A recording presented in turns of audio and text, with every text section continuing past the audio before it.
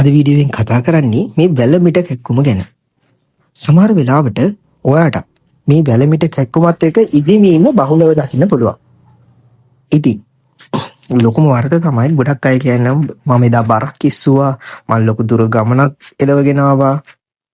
ඒ වගේ දේවල් තමයි කියන්නේ. ඉතින් මේ වැලමිට කැක්කුම නැත්නම් වැලමිට සංදිය ඇතුලේ ප්‍රශ්නයකටත් මේ තත්ත්වයන් ඇති වෙන්න පුළුවන්. ඉතින් වැලමිටේ කිසිම ගැටලුවක් නැතුව බෙල්ලේ උරසේ මැණික් කටුවේ තියෙන ප්‍රශ්නයකටත් මේ තත්ත්වය එන්න පුළුවන්.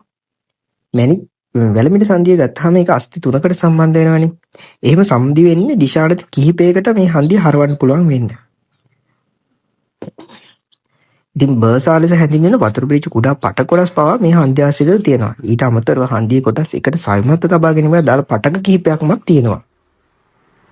ඉතින් මේ වැලමිට කැක්කුම ඉදිමින්න එන්න හේතු කිහිපයක් තියෙනවා. වැඩිපුරම රෝගීන් අතර දැක්වෙන්නේ මේ ටෙනිස් එල්බෝ කියන තත්ත්වය. එතකොට වැලමිට සංදිය ආසන්නයේ ඇඟෙන් එළිය පැත්තේ තමයි කැක්කුම එන්නේ. මෙතෙහි ලැපරල් එපිකොන්ඩයිල් කියන ස්ථානයේ තමයි මේ ගැටලුව එන්නේ. වැලමිට මේ එළිය පැත්තේ රිදෙන හැම ලෙඩක්ම මේ ටෙනිස් එල්බෝ එකක් නෙවෙයි. සමහරවිට සයිනොවයිටිස් කියන වැලමිට හන්දිය ඇතුළේ වෙන තත්ත්වයකුත් මේකට හේතු වෙන්න පුළුවන්.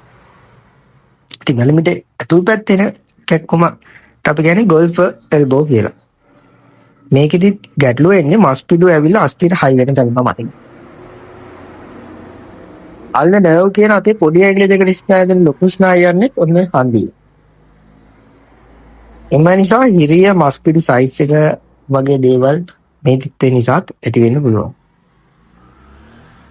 වැලමිට සංදිය ඉදිවීම සමහරවිට භයානක දෙයක් වෙන්නත් පුළුවන්. සමහරවිට සෙප්ටික් ඇලර්ජි විස බීජයක් ගිහිලා රුමටොයිඩ් ආතරයිටිස්, ස්පොන්ඩිලොයිටිස් ආතරයිටිස් වගේ තත්ත්වයන් වෙන්නත් පුළුවන්.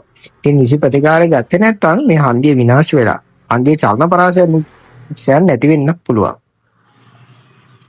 ගොඩක් වෙලාවට මේ වැලමිටේ වේදනාව එන්න ගොඩක් හේතුවක් වෙන්නේ මේ ආතරයිටිස් කියන තත්ත්වයක් වෙන්නත් පුළුවන්.